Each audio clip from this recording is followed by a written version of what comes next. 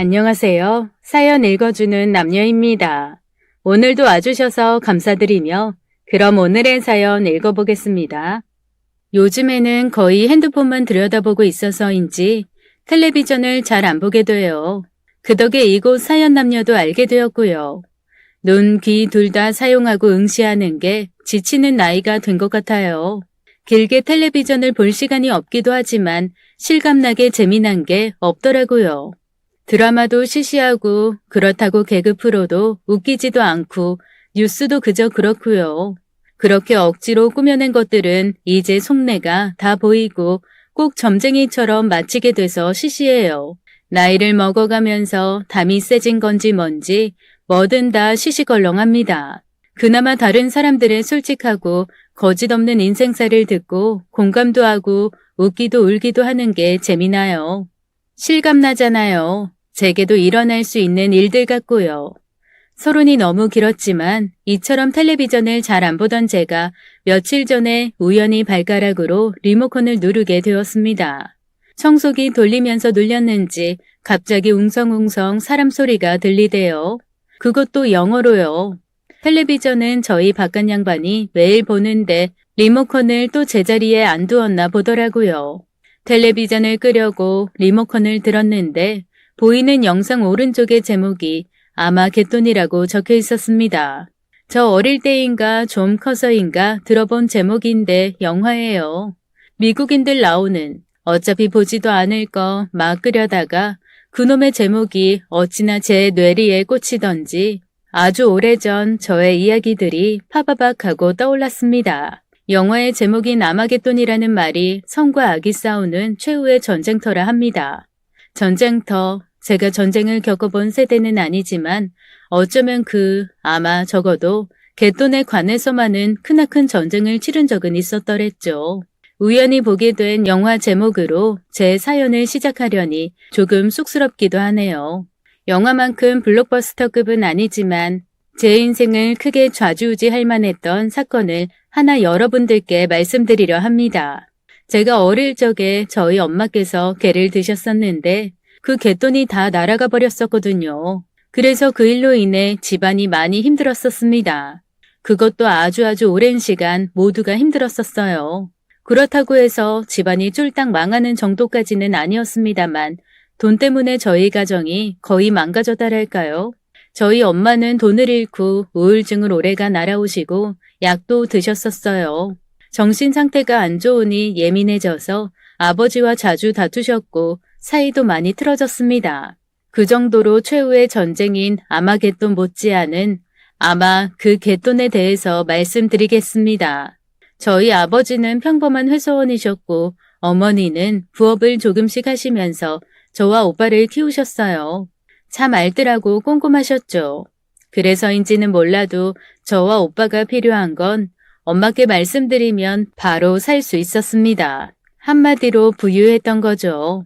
엄마가 굳이 일을 하실 필요도 없었지만 엄마 나름의 목표가 있었는지 돈벌이가 되는 걸 하고 싶어 하셨어요. 사람은 능력이 될 때 벌어놔야 돼. 일어서서 움직이고 머리를 쓸 줄만 알면 말이야. 네 아빠가 성실하고 좋은 사람이지만 그렇다고 아빠 하나만 믿고 아끼면서 살면 인생이 재미가 없잖아. 그치? 엄마도 엄마 돈을 벌고 싶어.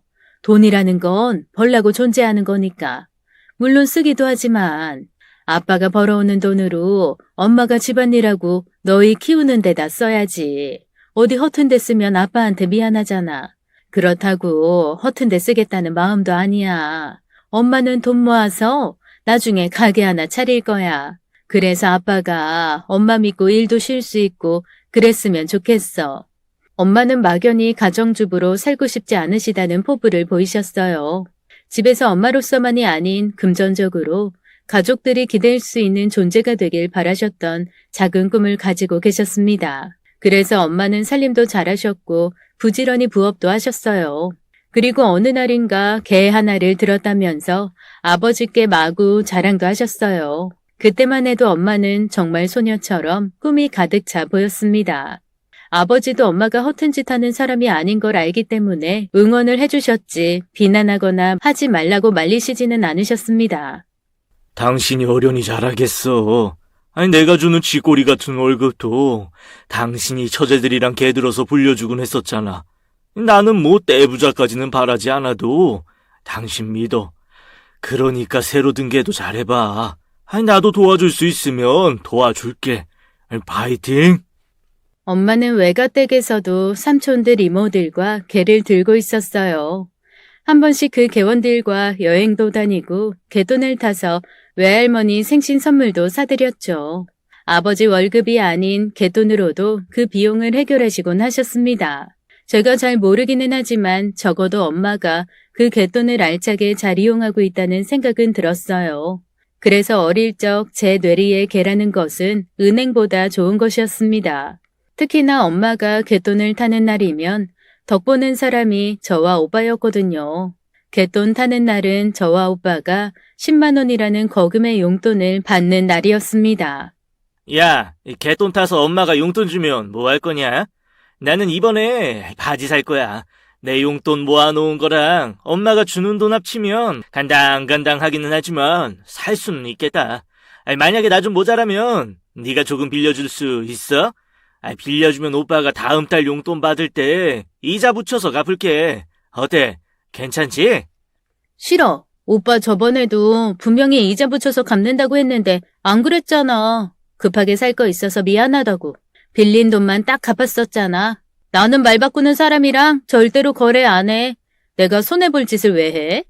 나름 저와 오빠 간에 모종의 개도 있었다랄까요. 그만큼 엄마의 개는 저와 오빠를 풍요롭게 해주었고 집안을 조금 더 여유롭게 만들어 주었었습니다. 그래서인지 그 개를 들고선 엄마는 점점 더 대담해졌어요. 나중에는 외할머니께 돈까지 빌려서 그 개에 돈을 붓기도 했습니다. 둘째 이모도 같이 하자고 해서 가족이 하나둘 같이 하기도 했어요. 언니, 거기가 그렇게 괜찮다며? 같이 하는 여자들도 꽤나 사는 집 사람들이라 믿을만 하대고.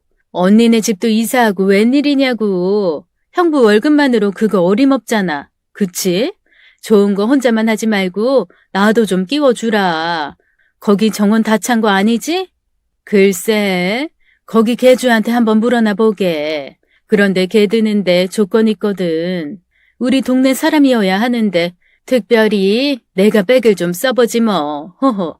그렇게 가족까지 끌어들이는 걸 보니 정말 믿을 만한 곳인 것 같았습니다. 그 개를 저희 엄마가 5년이 넘게 하셨고 그 5년간 개돈도 크게 탔어요. 2년째 되었을 때는 엄마가 땅을 좀 사기까지 했습니다. 이제 그 사놓은 땅에 건물만 올리면 엄마가 거기에 어떤 가게를 할지 행복해 하시고 그랬거든요. 아버지 말로는 엄마가 눈 감고 잠이 들었을 때도 입은 웃고 있다고 말했습니다. 네 엄마, 요새 아주 신바람이야. 이 돈이 그리도 좋을고, 알고 보니 내가 아주 능력자랑 결혼한 거였다니까. 돈이고 뭐고 다 떠나서 네 엄마가 더 밝아지고 기뻐하는 거 보니 좋다. 집안 분위기도 더 좋아지는 것 같고, 엄마가 활력이 넘치는 것 같아서 더 좋아. 그런데 엄마가 땅을 사고 반년쯤 지나서였나 엄마는 애써 장만한 땅을 도로 파셨습니다. 그 돈으로 개에 더 투자를 하겠다면서요.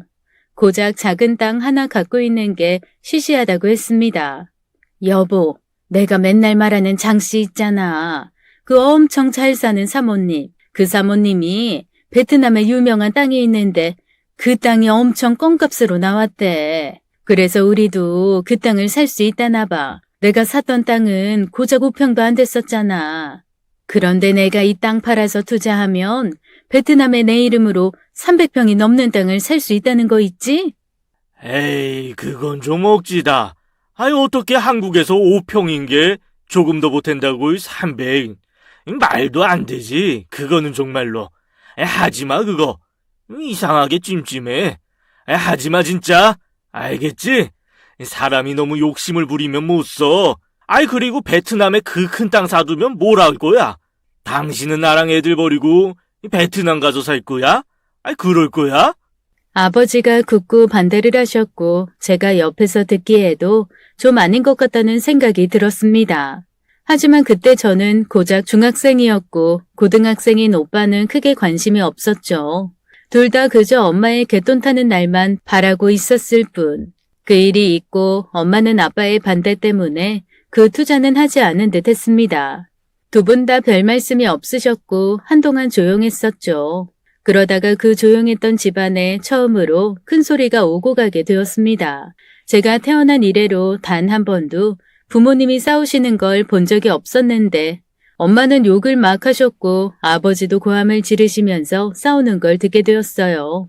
저는 너무 무서워서 오빠에게 빨리 좀 오라고 연락을 했습니다. 오빠라도 와야 들어가서 부모님을 말릴 수 있을 것 같았거든요. 조금이라도 시간이 더 지체되면 부모님의 사이를 돌이킬 수 없을 것 같다는 생각까지 들었어요. 오빠를 기다렸지만 결국에는 와장창 소리가 나고야 말았습니다. 안방에 있는 깨질만한 건 부모님 결혼 사진이 걸린 작은 액자 하나뿐이어서 그게 깨져버렸구나 싶었습니다. 저는 용기 내서 안방에 들어갔어요. 아버지는 얼굴이 벌개진 채 씩씩대고 허리춤에 팔을 올리고 서 계셨죠. 엄마는 침대에 등을 대고 엎드려서 울고 계셨습니다. 아버지가 던지신 건 아니고 엄마가 성질을 못 이기고 액자를 던지신 듯해 보였어요. 오빠가 헐레벌떡 집에 들어왔을 땐 아버지는 이미 밖으로 나간 상황이었습니다. 큰 소리로 엉엉 울던 엄마는 제게 단 한마디도 하지 못하셨고 당분간 외가댁에 가 있겠다면서 아빠 좀 잘 봐달라고 말하고는 가버렸어요. 그때 제가 많이 울었었던 기억이 나네요. 왠지 어린 마음에 아버지도 안 돌아오실 것 같고 엄마도 안 오실 것 같다는 불안감이 있었거든요. 그나마 다행이었던 건 오빠라도 있었죠. 너무 걱정하지 마. 나는 너보다 3년 더 일찍 태어났잖아. 나도 우리 부모님 싸우신 거 이번에 처음 봐. 그런데 있잖아. 부부끼리는 안 싸우는 게 더 이상한 거래. 두 분이 이렇게 툭 터놓고 싸웠으니까 뭐 나중에 훌훌 털고 오실 거야. 아이 너무 신경 쓰지 마. 그만 좀 울어. 나 좀 믿어봐. 내가 엄마랑 아빠 다 모시고 올게. 그래서 오빠는 아버지가 갈만하신 곳으로 가보겠다면서 나갔고 저는 혼자 남아서 깨진 유리 조각들을 다 치워버렸어요. 내가 깔끔하게 치워놓으면 다 없던 일로 될 수 있겠지라는 기대감으로요. 오빠가 얼마 지나지 않아 아버지는 바로 모셔왔습니다. 그런데 엄마는 몇 달이 지나도록 돌아오지 않으셨어요. 처음엔 화를 내던 아버지도 엄마가 걱정되셨는지 쉬는 날 엄마 데리고 오겠다면서 외가에 급히 가셨죠.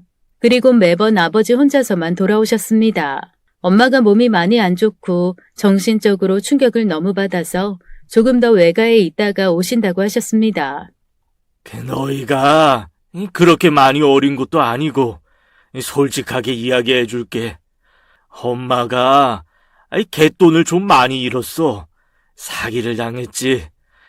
그 돈이 외가랑 친가에서 조금씩 더 빌려서 낸 거라 문제가 많아. 그렇다고 우리 집이 망하고 많이 힘들고 그런 건 아니야. 아빠 선에서 충분히 다 해결할 수 있어. 그러니까 니들이 걱정할 건 하나도 없어. 너희가 해줘야 할 건 엄마가 조금 더 있다가 오시면 그런 이야기는 묻지 말라고. 혹시나 또 이야기 나오면 엄마가 힘들어할 것 같으니까 너희가 아빠 좀 도와줘.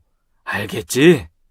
정확한 내용은 잘 모르지만 엄마가 아주 크게 사기를 당한 것 같았어요. 그래서 그렇게 꿈에 부풀어 투자하던 돈을 모두 잃은 듯 했죠. 아버지는 정말 아무 일 아니라고 다 해결할 수 있다고 장담을 하셨지만 그날 이후부터 아버지 얼굴에 그림자가 짙게 드리워졌습니다. 문제 하나 없이 평온하던 저희 집에 문제라는 게 생겨버린 거죠. 그 일이 있고 1년 후 엄마가 집에 돌아오셨어요. 엄마는 많이 헬쑥해 보이셨습니다. 예전에는 밝고 말도 많고 소녀 같은 엄마였는데 집에 돌아와서는 거의 누워 계셨어요. 엄마 끼니를 챙기는 것이 저의 일이었죠. 엄마를 업고 병원에 가는 것이 오빠와 아빠의 일이었습니다. 그 정도로 엄마는 많이 힘들어하셨고 우울증도 있으셔서 집에 늘 사람이 있어야만 했습니다. 게다가 엄마는 기존에 내가 알던 엄마가 맞나 싶을 정도로 많이 예민해지셨어요. 별거 아닌 평소의 대화 속에서도 돈 이야기라도 나오면 갑자기 버럭 화를 내셨습니다. 아버지, 나 이번 마지막 학기 등록금이 좀 올랐어요. 원래 기존보다 10% 정도요. 그래서 고지서로 뽑아서 올려뒀거든요. 이따가 봐주세요. 그리고 학교 수업 교재 중고서적 확인해봤는데 못 찾겠더라고요. 한 학기만 들으면 되는 거라 아깝긴 한데 사야 될 것 같아요. 책 리스트랑 가격도 다 적어서 올려뒀어요. 이따가 봐주세요. 원래는 소소한 비용들 전부 엄마께 손 벌리던 저와 오빠였었죠. 그런데 집에 큰일이 한번 생기고부터는 자연스럽게 아버지께 이야기를 하게 되었습니다. 괜히 엄마가 불편해 하실까봐 나름의 배려를 한 것이었죠. 그런데 오빠의 그 별것 아닌 말이 다시금 화근이 되어버렸어요. 너 왜 그런 얘기 네 아빠한테만 하니? 내가 버젓이 있는데. 너네 용돈이고 뭐고 다 네 아빠가 벌어와서 그러는 거야? 엄마가 사기당했어? 그래서 돈 한 푼 없으니 그러는 거야? 너 지금 엄마 눈앞에서 나 무시하는 거야 뭐야? 엄마는 소리를 치고는 들고 있던 젓가락을 오빠 얼굴에 던졌어요. 오빠는 얼굴을 두 손으로 가리고 아파서 신음소리까지 냈습니다. 저는 너무 놀라서 오빠 상태를 보느라 바빴고 아버지는 엄마를 진정시키느라 바빴습니다. 그러다가 결국에는 엄마께서 밥상을 뒤집어 버리셨죠. 온 가족 모두에게 본인이 무시를 당하고 있다면서요. 저희는 전혀 그런 마음이 아니었어요. 아버지 말씀으로는 엄마가 한동안 괜찮은 것 같아서 약 복용을 멈춘 상태라고 했습니다. 아버지는 엄마를 진정시키고는 급히 안방으로 들어갔어요. 저는 젓가락에 맞아 눈두덩이가 퉁퉁 부은 오빠와 어질러진 뒤집힌 밥상 주변을 정리하기 시작했습니다. 한참을 정리하다가 오빠가 걸레를 픽 던지더니 막 울었어요.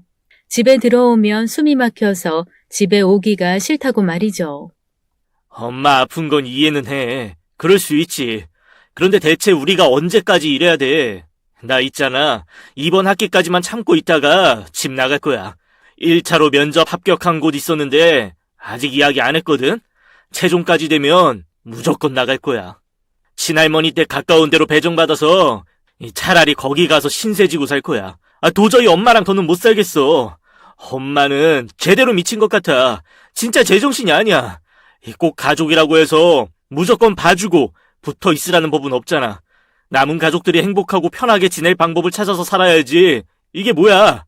내가 무슨 죽을 죄를 진 것도 아니고 우리 엄마가 맞나 싶어 요새는. 점점 무서워. 내가 더 이 집에 있다가는 엄마한테 오만정이 다 떨어질 것 같아. 너 아빠가 왜 맨날 엄마 요리 못하게 하는 줄 알아? 나쁜 맘 먹을까봐, 위험할까봐. 야, 솔직히 그게 사는 거냐? 그래서 정말 나중에는 엄마를 미친 듯이 싫어하게 될까봐 나갈래. 난 더는 못해. 오빠의 마음이 납득이 갔습니다. 저 또한 엄마가 힘들어졌으니까요. 그리고 더불어 엄마의 돈을 들고 외국으로 도망갔다는 그 아주머니가 너무나 싫었습니다. 얼굴도 이름도 어떤 사람인지도 모르면서 무턱대고 미워했어요. 만나기만 하면 정말 가만두지 않겠다고 아기 바치기까지 했죠. 그리고 오빠는 대학을 졸업하는 대로 바로 취업하여 집을 나갔습니다. 아버지조차도 그런 오빠의 의지를 꺾을 수 없었고 오빠는 제게 아무 말 없이 떠났어요. 원래 저와 오빠 모두 대학을 외국에서 다닐 예정이었어요. 아버지가 그래왔고 자연스레 정해진 것이었습니다.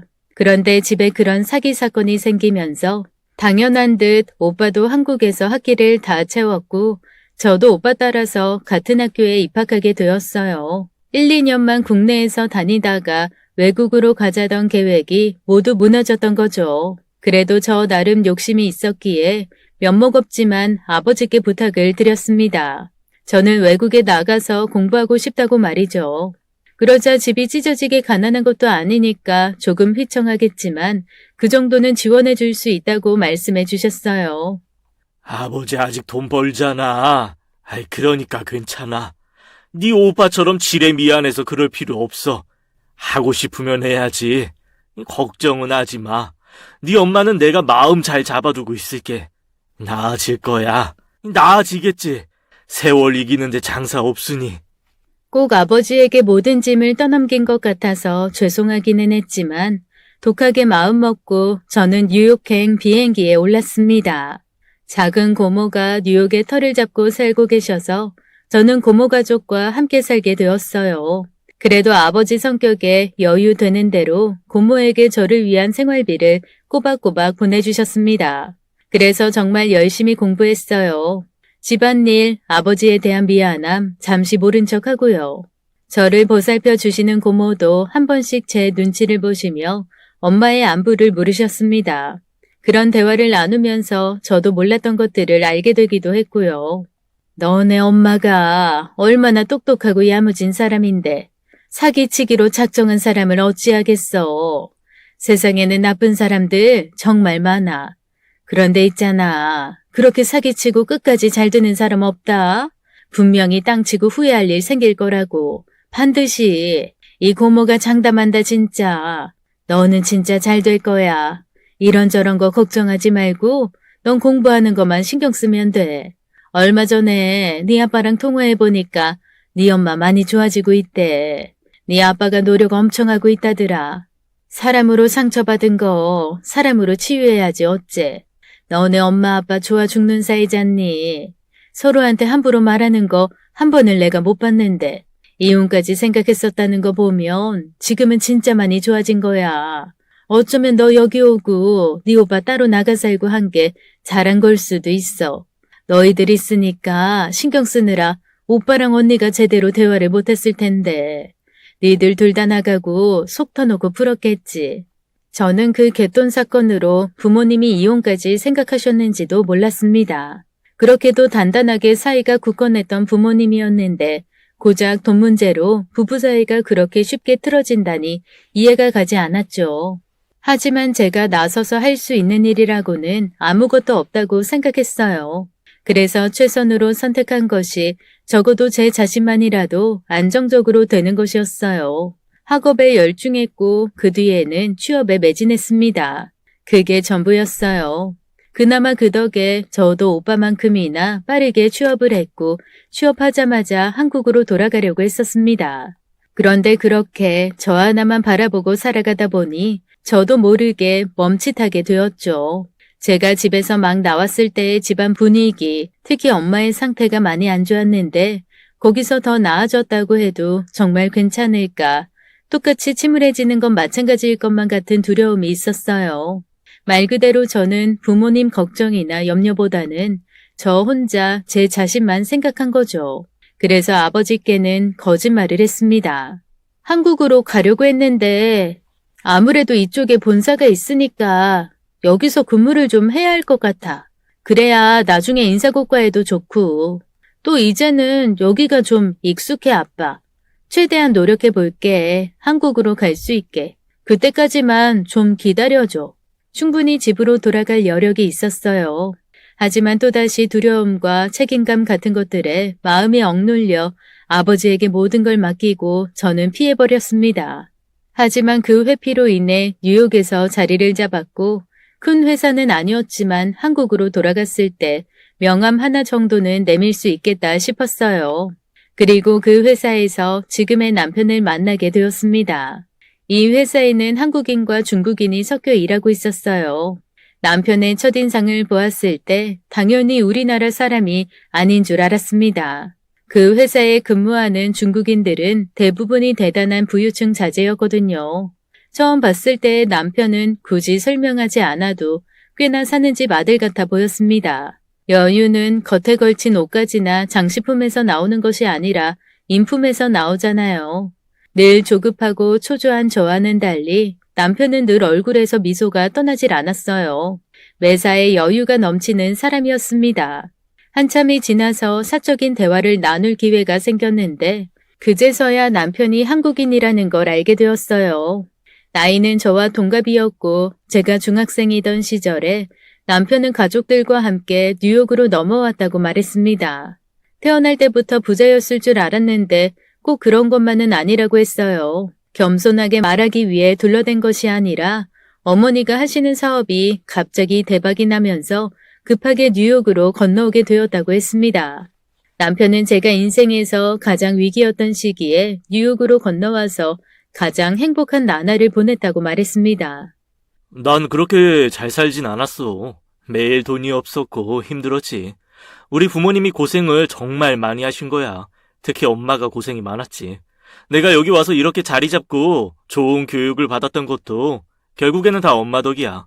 우리 엄마는 늘 겉모습을 단장하라고 말씀하셔. 장소에 맞는 옷차림, 미소, 그리고 태도까지. 그런 게 그 사람을 다 보여주는 거라고.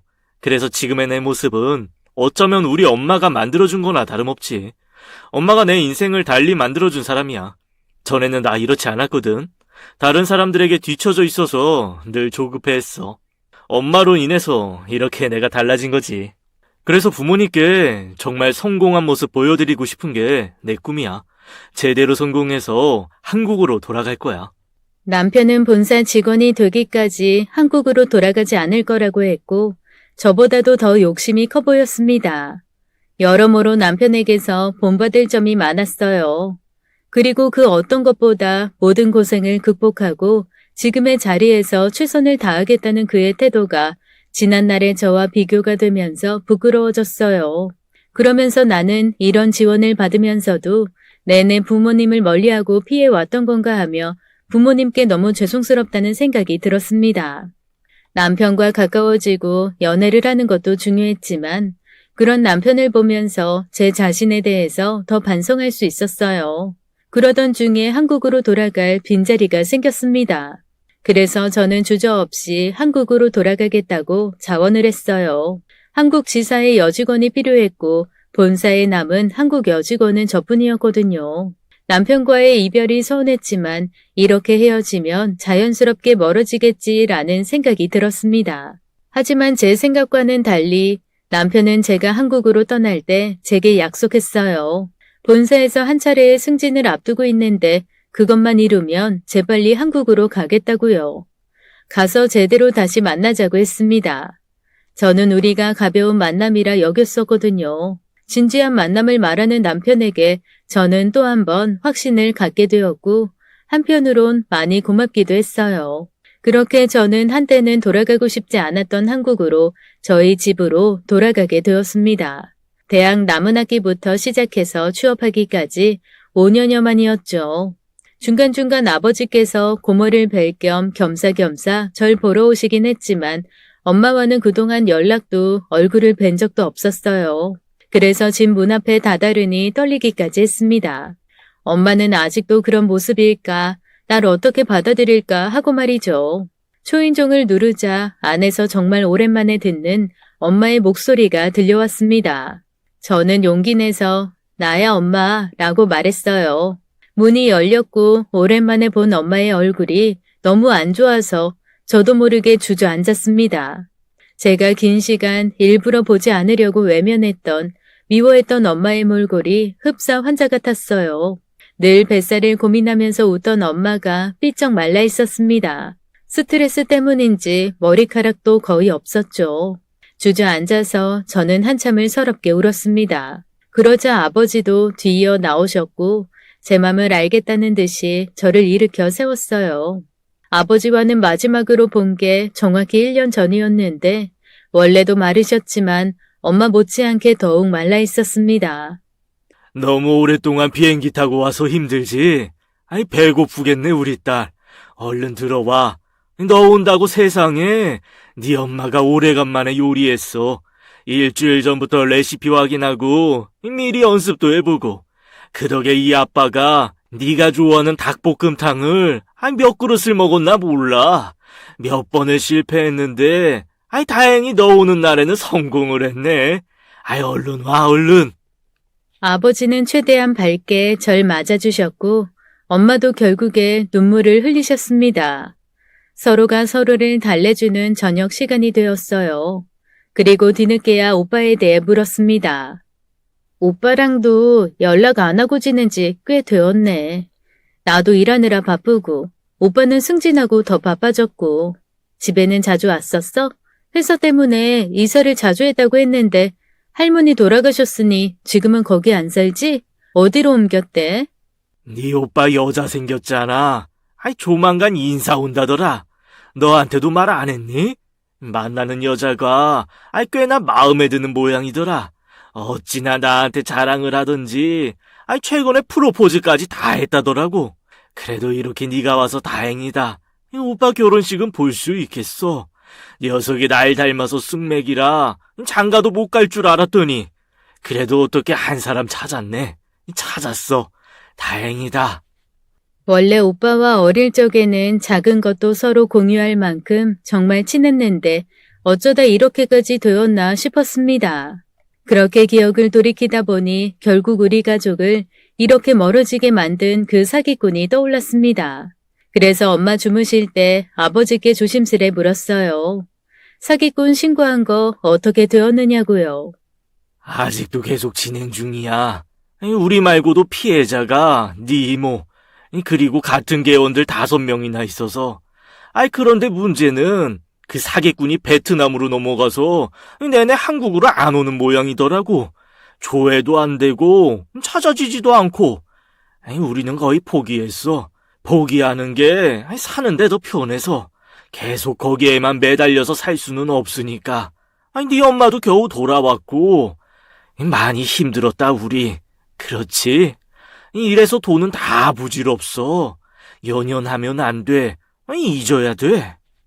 아버지는 더는 말을 잇기 힘들다는 듯이 매듭지어 말씀하셨고 그래서 저는 더 물을 수 없었습니다. 그때의 돈보다 엄마의 상태가 중요하니 나도 가만히 있어야겠다, 잊어야겠다 싶었죠. 그렇게 한국에 와서 집과 회사에 적응해 가던 중에 남편에게서 연락이 왔습니다. 바로 다음 달쯤에 가족들과 같이 한국으로 돌아갈 생각이라고요. 시간을 잡아서 부모님과 인사할 수 있냐고 물었습니다. 저와 진지하게 만나는 것을 건너뛰고 결혼을 약속하고 싶다고 했죠. 떨어져 지냈지만 내내 생각이 났고 그리웠기 때문에 제게는 그 말이 너무 반가웠습니다. 그래서 한국으로 오기도 전에 만날 약속을 잡았어요. 저희 부모님께서는 제가 누군가를 만나고 있다는 사실도 모르시고 오빠의 결혼도 앞두고 있었기에 말씀드리기 조심스러웠습니다. 그래서 저만 남편의 가족 시댁 식구들을 먼저 뵙기로 했죠. 한국으로 온다고 약속한 날 저는 공항까지 마중을 나갔어요. 공항에서 남편과 처음으로 시어머니, 시아버님을 뵙게 되었습니다. 남편 못지않게 인자하고 따스한 인상이셨어요. 특히나 시어머니께서 굉장히 멋지신 분이었죠. 절 보자마자 시어머니께서는 바로 어제도 만난 사이처럼 제게 살갑게 대해주셨습니다. 어머, 이제야 보네요. 우리 애가 어찌나 자랑을 해대던지. 우리가 그쪽 때문에 한국에 온 거나 다름없어요. 이쪽엔 아예 발을 끊고 10년 넘게 안 들어왔는데 우리 아들 소원이라고 해서 이렇게 들어왔네요. 만나서 너무 반가워요. 앞으로 자주 보겠어요. 남편과의 재회도 너무 좋았고 시부모님과의 첫인사도 너무 좋았습니다. 나도 이 좋은 가족의 사이에 들어가고 싶다는 생각이 들 만큼이요. 남편이 한국으로 오고 몇 년간은 연애 관계를 유지할 계획이었어요. 그런데 남편의 추진으로 연애보다는 결혼 계획을 하게 되었죠. 저는 오히려 더 고마웠어요. 한국에 와서 가족들과 회포를 다 풀기는 했지만 아직 응어리가 있었고 그 응어리를 풀기보다는 다른 기쁨으로 덮고 싶다는 생각이었거든요. 그 응어리는 그 사기꾼을 잡아야지만 풀릴 것 같았어요. 그제야 저는 부모님께 만나는 사람에 대해 설명을 드렸어요. 오빠가 먼저 결혼식을 올리기로 하고 뒤이어 저희 결혼에 대략적인 시기를 잡았습니다. 그리곤 상견례를 하기로 약속했어요. 시댁에서 점 찍어 놓은 장소가 있다기에 그곳에서 뵙기로 했습니다. 그런데 약속 장소를 듣고 저희 엄마께서 의아해 하셨어요. 시댁 식구들이 우리 집이랑 같은 거 아니었어? 그런데 무슨 약속 장소를 이렇게나 집에서 멀리 떨어진 곳으로 잡았을까? 여기 내가 아는 곳이거든. 그렇게 괜찮은 곳도 아닌데 이상하다. 그 사람 말로는 조용하고 사람이 많지 않아서 선택한 거래. 어머님이 정한 것 같던데 한국에 오래 떠나 계셔서 잘 몰라서 그러셨나? 우리가 정할 걸 그랬나? 뭐 식당이 꼭 중요한 건 아니니까. 얼른 가자. 저는 별로 대수롭지 않게 여겼어요. 그리고는 다음 날 약속 장소에 저희 가족이 먼저 도착해 있었죠. 부모님과 저 그리고 결혼을 일주일 앞둔 오빠와 새언니까지요. 한 5분쯤 기다렸을까 남편이 먼저 들어왔고 시부모님도 들어오셨습니다. 그리고 마주보고 인사를 드리는데 그 순간 저희 엄마께서 헉 하는 소리를 내시는 거예요. 그리고 그 소리에 모두가 친정 엄마에게로 시선이 몰렸고 굳어버린 엄마께서 시어머니께 마구 삿대질을 하며 비명을 질렀습니다. 너 이 사기꾼년, 너 때문에 내 인생 다 망쳤어. 시궁창에 빠졌었다고. 원수는 외나무 다리에서 만난다더니 세상에 어쩐지 장소가 너무 낯익더라. 맞네, 맞아. 여기 네가 좋아했었지? 동네에서 만나면 아는 사람 너무 많이 마주쳐서 피곤하다고 하면서 동네에서 좀 떨어진 데서 약속 잡자고 늘 여기서 만나서 개하자고 그랬었어. 너 진짜 잘 만났다, 이년아. 친정 엄마께서는 바로 시어머니가 곱게 올린 머리를 쥐어 뜯었고 테이블 위에까지 올라가서 시어머니 멱살을 잡고 흔들기 시작했습니다. 저와 가족들 모두 놀라서는 말리다가 마구 화를 내며 소리치는 엄마의 말 속에서 시어머니가 그 사기꾼임을 알게 되었어요. 그러다 보니 저와 오빠는 서서히 엄마를 말리는 것을 멈추게 되었습니다. 아무것도 모르는 듯한 남편은 그저 말리면서 저를 바라볼 뿐이었어요. 저는 말리는 남편의 팔을 끌고는 말리지 말라고 했습니다. 그냥 둬. 우리 엄마 잡아채지 마. 말리지 마. 멈추실 때까지 그냥 둬. 오빠 또한 앞에 놓인 물 한 잔을 마시더니 남편을 노려보았어요. 사기꾼 엄마 덕에 아주 호강하면서 살았겠다 너. 뭐 남들보다 열심히 살아서 뿌듯해? 성공한 인생 갖고 그랬냐? 남의 인생 짓밟고 너 거기 서 있는 거야. 알겠어? 네 엄마가 우리 엄마랑 지인들 돈 들고 튀어서 네가 그러고 살아온 거라고. 넌 자부심을 가질 게 아니라 죄책감을 가지고 살아야 돼. 알아? 상황을 몰라서 그저 굳어있던 새언니에게 오빠는 원수를 진짜 외나무 다리에서 만난 거야 지금. 내가 당신한테 말했지. 우리 집 사기만 안 당했어도 아무 고난 없었다고. 이상한 여자한테 돈 떼어서 우리 엄마 정신 놓고 나 집 나가고 내 동생도 가족이랑 연 끊고 외국 나가고 그랬다고. 그런데 동생이 사기꾼을 끌고 왔네. 오빠의 눈이 저까지도 좋지 않게 바라보고 있었습니다. 저는 저도 모르게 겁을 먹게 되었고 난 모르고 있었다고 격하게 고개를 흔들었죠. 친정엄마는 시어머니가 바닥에 나뒹굴 때까지 쥐어뜯은 후에야 분을 삭히셨습니다. 그리곤 한참을 씩씩대다가 전화기를 들어서 신고를 했어요. 여기에 거액의 사기꾼이 있다고 말이죠. 결국엔 경찰이 와서는 온 가족이 상견례 중에 경찰서에 갔어요. 그리고 친정엄마께서 쉴 새 없이 전화를 거셨습니다. 언니, 그 여자 잡았어. 우리 돈 떼먹은 그년 말이야. 얼른 경찰서로 당장 와. 우리 돈 찾아야지. 아니다. 깜빵에 넣어버릴 거야. 지금 와선 그 돈도 다 필요 없어. 내가 이 사기꾼 인생 종치게 만들어줄 거야 아주. 망친 내 인생처럼 쫑나게 해줄 거라고. 두고 봐. 시어머니께 사기를 당한 모든 사람들에게 연락해서 경찰서로 오라고 했습니다. 그렇게까지 궁지에 몰리자 시어머니께서는 저희 어머니께 싹싹 빌기 시작했어요. 무릎을 꿇고 우시면서요. 그 돈 갚겠다고 말씀하셨습니다. 하지만 저희 엄마께서는 애초부터 돈은 상관이 없어 보였어요. 시어머니를 제대로 망신을 주고 경찰서에 넘기고 싶어 했습니다.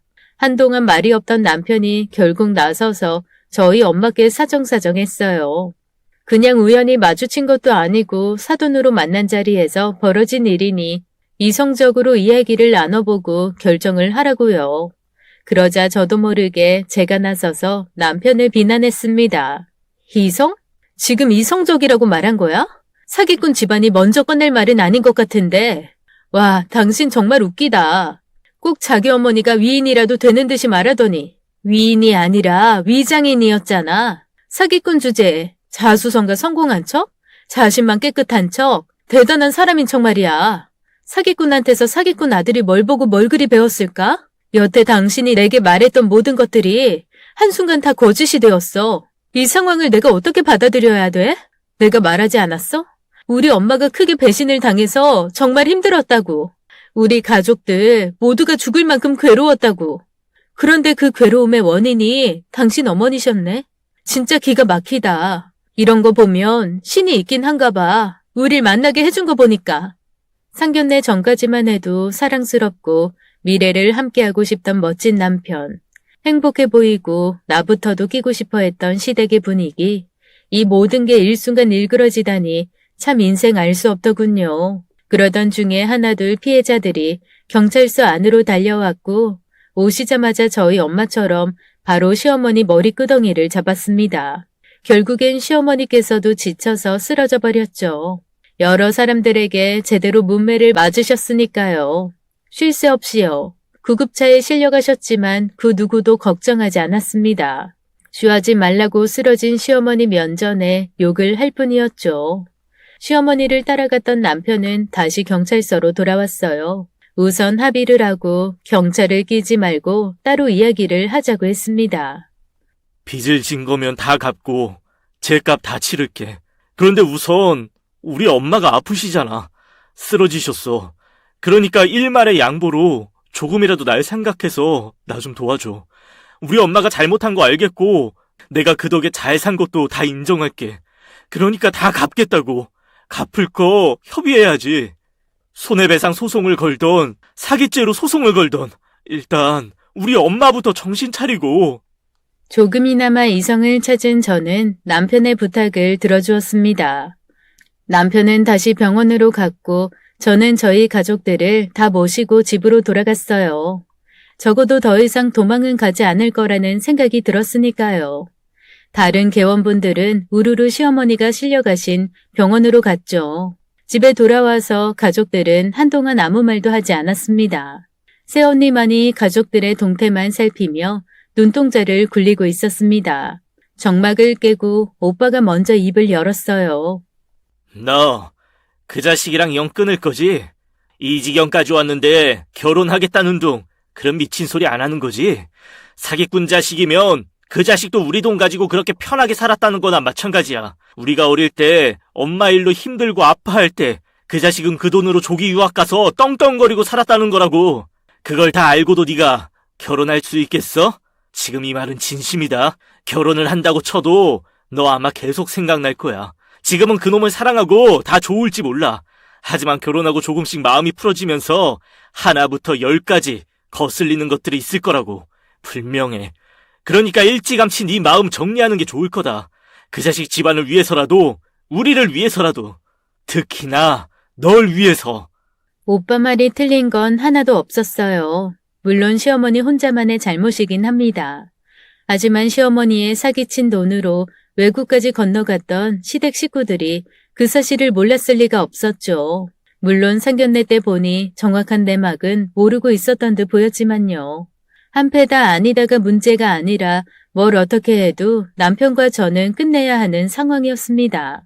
한참을 누워서 분을 사귀고 있던 친정 엄마께서 자리에서 일어나시더니 제게 다가와 말했습니다. 절대로 안 된다고. 어떻게 만나도 그런 남자를 만나냐고요. 그러면서 절 때리셨어요. 어쩜 그렇게 사람 보는 눈이 나를 닮았어. 그 녀석 지 엄마랑 아주 판박이더라. 다정했지? 사람 순해 보이고.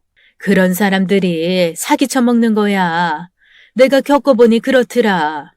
안 그렇게 얌전하게 호감형으로 생겨서는 뒤통수 치고 이렇게 십수년을 힘들게 하고. 그 녀석 엄마가 나한테 뭐라고 했었는지 아니? 나보고 친언니처럼 지내자고 그랬어. 평생 보자고.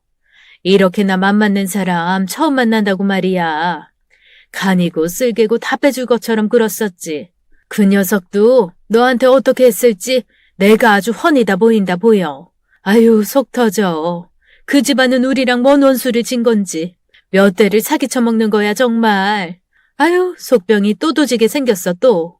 아버지는 흥분한 엄마를 가라앉히려 물을 건네주셨고 온 가족이 저만 바라보았습니다. 제가 남편과의 사이를 끊어내야 하는 건 당연한 처사가 되어버렸죠. 결정하고 말고 할 것이 없었어요. 그런데 다음 날 남편이 찾아왔습니다. 부모님 선의 문제를 우리의 관계까지 끌어들이지 말자고요. 자신의 마음은 변함이 없고 제 결정만 기다리겠다고 했습니다. 우리 엄마가 잘못한 건 많아. 중죄를 지었어. 죄값 다 받으신다고 했고 그때 갚지 않은 돈들도 한 분 한 분 정확하게 금액 확인하면서 갚아 나가고 있어. 물론 당신 집에 돌려주지 않은 돈까지 다. 그러니까 우리는 문제 만들지 말자. 우리 사이는 달라질 거 없잖아. 안 그래? 나 아직 사랑하지 않아? 나는 당신밖에 없어. 당신 하나 때문에 한국에는 죽어도 발도 안 들이겠다는 엄마를 끌고 들어온 것처럼 말이야. 내 진심이야. 제발 나 밀어내지 말아줘. 우리는 흔들리지 말자. 바로 어제까지만 해도 남편과는 무조건 끝이라고 생각했어요. 그런데 막상 제게 사정하는 남편의 얼굴을 보니 마음이 약해졌고 안쓰럽기까지 했습니다. 시어머니께서는 사기당한 개원들 하나하나 다 찾아가 사과를 하셨고 돈도 다 갚으셨습니다. 저희 집 못지않게 돈을 떠나서 가슴에 응어리진 분들이 많으셔서 진심으로 사과도 하고 다시금 문매도 맞고 다 하셨다고 했죠. 그리고는 제일 마지막으로 저희 집을 찾아오셨습니다. 저는 시어머니께서 저희 집을 찾으실 걸 미리 알고 있었어요. 하지만 저로서도 집안에 면목이 없었던지라 모르는 척하고 있었죠. 시어머니께서 저희 집에 찾아오셔서는 저희 엄마 앞에 무릎을 꿇고 사과를 하셨습니다. 내가 진짜 미안해, 언니. 나한테 정말 동생처럼 잘해주고 같이 오래 가자고 했었는데 배신해서 미안해. 그때는 내가 정말 제대로 미쳤었나 봐. 우선 나부터라도 잘 돼서 돈을 불려서 돌아가려고 했어. 근데 사람 마음이 큰돈이 쥐어지니 돌아가고 싶지가 않더라. 순간의 욕심 때문에 좋은 인연 모두 놓치고 나도 외롭게 살았어. 물론 내가 다 자처한 일들이지만 말이야. 더는 변명도 안 할게. 용서해 달라고도 안 할게.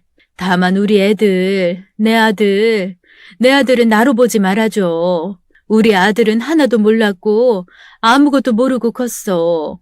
그날 상견례 때는 알았어. 내가 사기치고 돈 떼먹은 거. 그러니까 우리 애들한테까지는 힘들게 하지 말자. 뻔뻔하겠지만 내가 다른 건 몰라도 내 며느리한테는 잘할게. 언니한테 마음에 빚진 못까지 해서 평생 잘할게. 2배, 3배, 1000배 더 잘할게. 정말 미안해, 언니.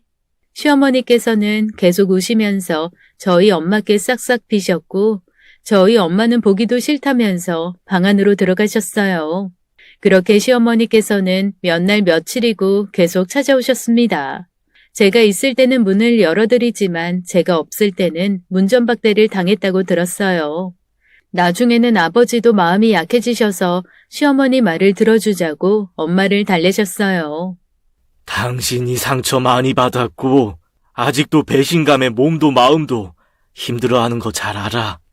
그런데 결국 이렇게 만난 거 보면 기가 막힌 인연이 아닌가 싶어. 그리고 저쪽 아들은 몰랐다잖아. 진짜 몰랐으니 우리 딸이랑 그렇게 마음 맞아 만나고 한국까지 왔겠지. 안 그랬으면 한국 오면 아는 사람이라도 만날까 전전긍긍했지. 어떻게 다시 들어왔겠어. 사기친 그 사람도 아들 일이니까 그렇게까지 한국에 온 거야. 우리도 무턱대고 우리 딸 앞길을 막을 순 없지 않겠어. 이렇게 해서 우리 딸이 그 친구랑 헤어지고 다른 사람 만나서 행복할 수 있을까? 우리 일은 우리 대에서 끊고 우리 아이들은 우리랑 상관없이 마음 맞는 사람 만나서 살아야지. 조금만 굽혀주자, 여보. 사돈이 되는 거지만 어차피 사돈지간 자주 볼 일도 없어. 그리고 어쩌면 우리 딸한테는 시어머니인데 그런 불편한 감정 없이 더 잘해준다 하잖아. 잘된 건지도 몰라. 엊그제 보니 돈도 보냈더라. 이자까지 붙여서. 물론 그때의 그 돈과 지금의 돈은 다르지만 돈이 달라진 만큼 우리 마음도 변해야지. 진심으로 사과를 하니 그만 받아주자. 받아줘야 애들도 뭘 시작하던 끝내던 알지. 사실 당신 이렇게 독한 사람 아니잖아. 그리고 그 돈 반은 포기하고 살았었잖아. 평생 못 찾을 뻔한 돈이고 다시 못 볼 사람이라고 생각하고 있었잖아. 그러니까 이제는 마무리하자. 아버지의 말씀에 결국 엄마는 눈물이 터졌고 옆에서 지켜보던 저와 오빠도 한층 마음이 풀어졌습니다.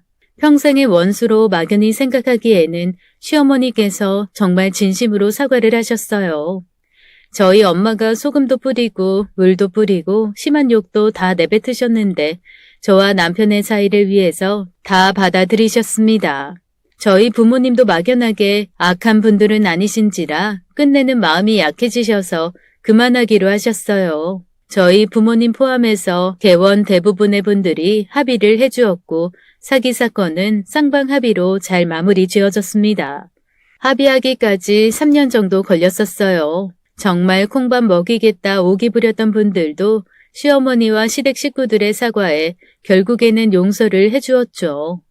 남편과 연애 2년 그리고 그 후에 합의 3년 그리고 더 지나서 1년의 시간을 가지고 저희는 상견례 자리를 다시 만들었습니다. 물론 이전에 머리끄덩이 잡고 쌍욕이 오갔던 그날과는 달랐고 무언가 많이 숙연한 자리가 되어 있었죠. 뒤끝 없이 저와 남편의 결혼은 진행이 되었고 시어머니께서는 약속대로 제게 정말 잘해주셨습니다. 지금은 안 계시지만 그 어떤 응어리나 죄책감으로 절 대해주신 것이 아니라 진심으로 아껴주셨었어요. 그래서 저희 부모님도 시어머니 장례식에서 정말 진심으로 애도를 표하셨습니다. 지금 제 남편은 저희 엄마께 최고의 사위예요. 아들인 오빠보다 낫다면서 아들이나 마찬가지라고 좋아하십니다. 혼자 남으신 시아버님을 저희 엄마께서 반찬이며 이것저것 잘 챙겨주세요. 그렇게 참 많은 우여곡절이 있었지만 결론적으로 전쟁 같은 사랑이 안정적인 가정이 되고 좋은 가족이 되었죠.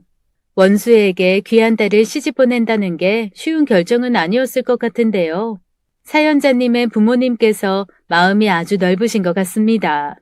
그 결정으로 인해 두 사람이 부부연을 맺고 잘 살고 계신다니 해피엔딩인 것 같아 참 다행입니다. 날씨가 추워지고 있는데요. 여러분 모두 감기 조심하시길 바랄게요. 그럼 저희는 다음 사연으로 돌아오겠습니다. 감사합니다.